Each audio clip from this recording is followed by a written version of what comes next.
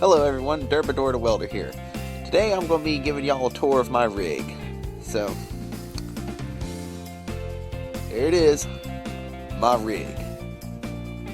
I would say, rig is probably one of the most important things of doing mobile welding. Besides the fact, your ability to weld, that's pretty much up there at the top. But your rig's pretty important too. So I'm going to be giving y'all a quick little tour of my humble little rig. Right here, this is a 91 Ford F Super Duty. And yes, that is correct. F Super Duty. This is not a 350. So before, the modern series of Super Duty, where you have an F2 and F350 Super Duty, the F Super Duty was your 1.5 ton truck. It was like your F450. So that's what this truck is. This is a 1.5 ton. This is basically an F450. If you were to buy this same truck brand new, you would buy an F450. So it's not an F350. So what makes this truck different? Well, it's 10 lugs right there. 10 lug axles, suspension like nothing I've ever seen on a truck before. This is serious suspension.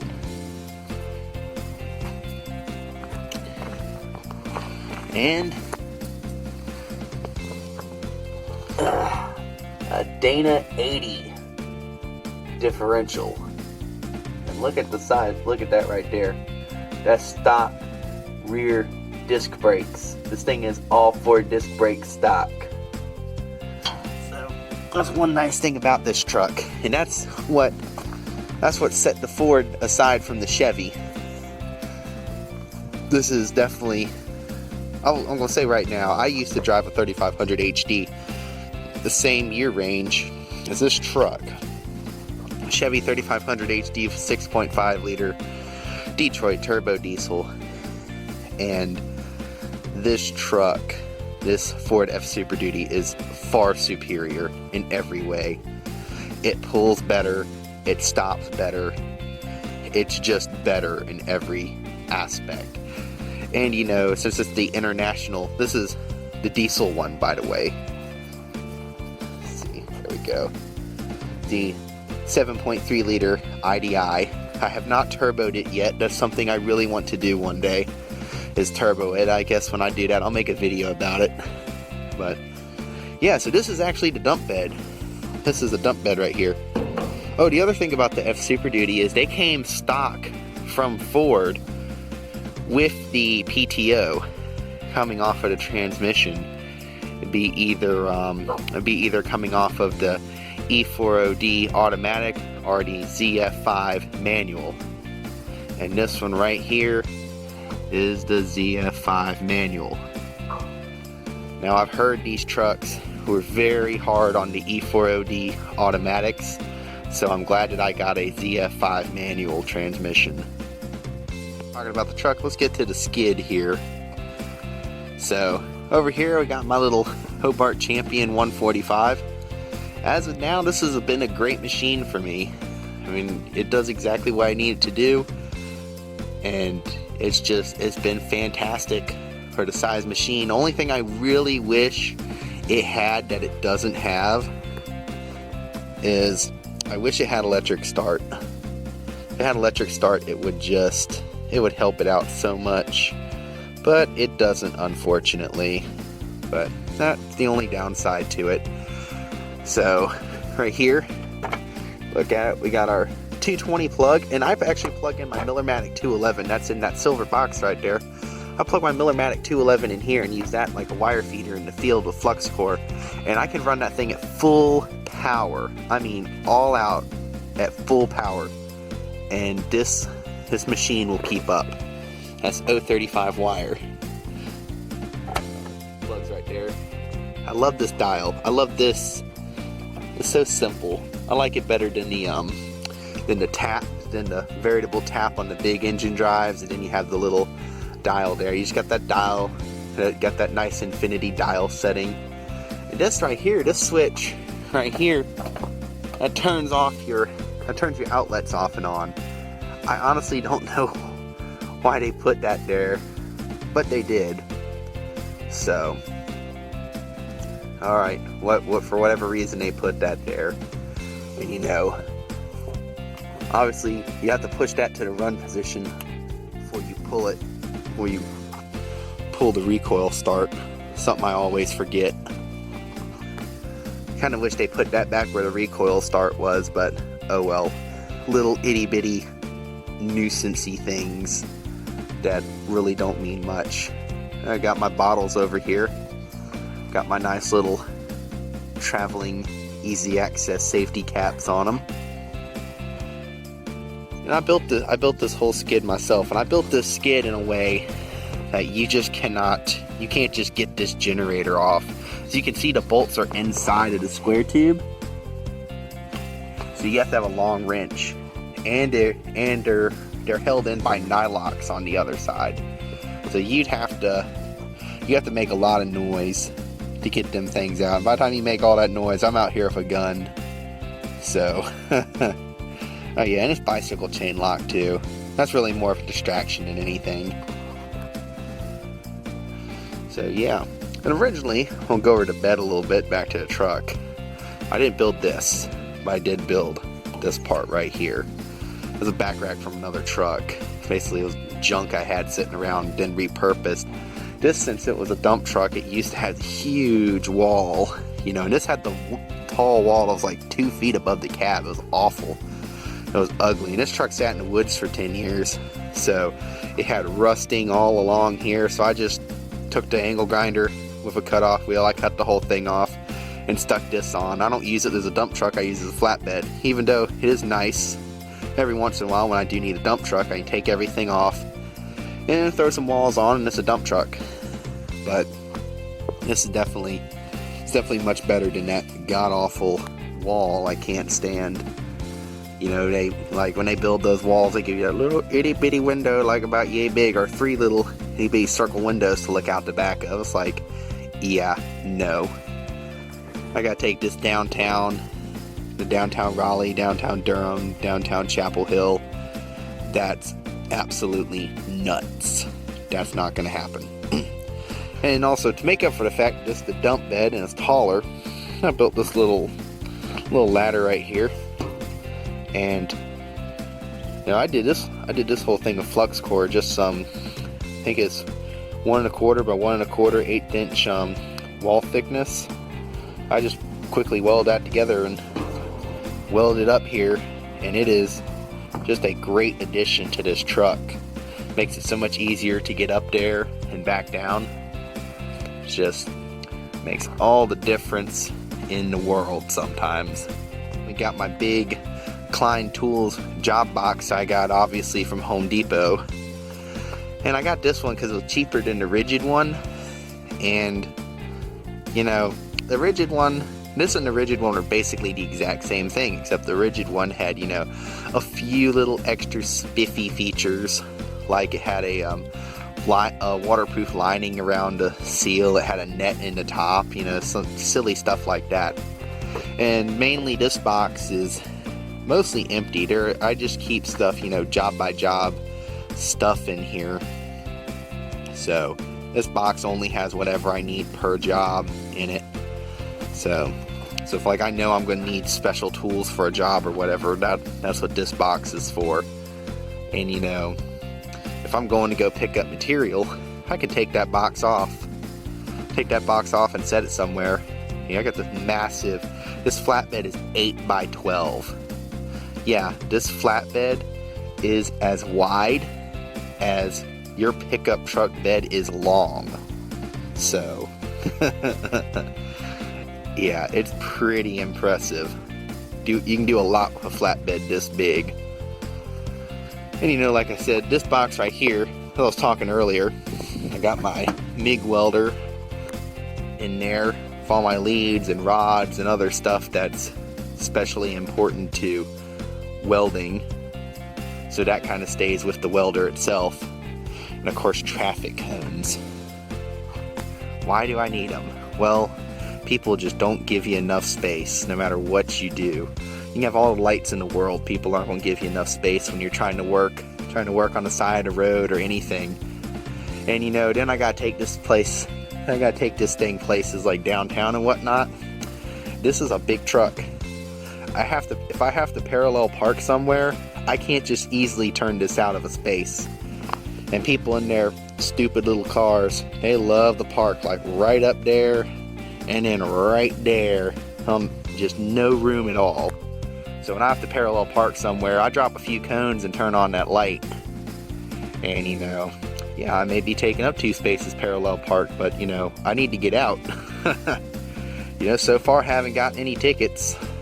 So I'll deal with it when I get, tickets when I get a ticket. But as of right now, what I'm doing is working just fine. Here. Now Ford did not put a lot into the interior of this truck because they specifically made it to be a work truck. There's nothing about this truck as luxury at all. I didn't get a freaking cup holder. I had to go buy that at O'Reilly's. Well, I really can't complain too much. This truck was almost free. I bartered for it. I fixed a guy's skid steer bucket for this truck. It sat in the woods for 10 years. And, you know, it's only got 147,000 miles on it. That's for you people who aren't diesel nuts or don't know anything about diesels, that's barely broken in for a diesel truck. This thing will easily go 400,000 miles. So yeah, nothing fancy. Freaking metal roof. You know, and it's got I actually really do like, I need to vacuum, but I really do like the rubber type floor. I hate carpets so much, especially in a work truck. Oh, I hate it so much. That is just, it's annoying. Carpet's so annoying because, you know, you're getting in and out of your truck with muddy boots and it gets everywhere. You know, discs, you could almost take a water hose to discs and just blast it out.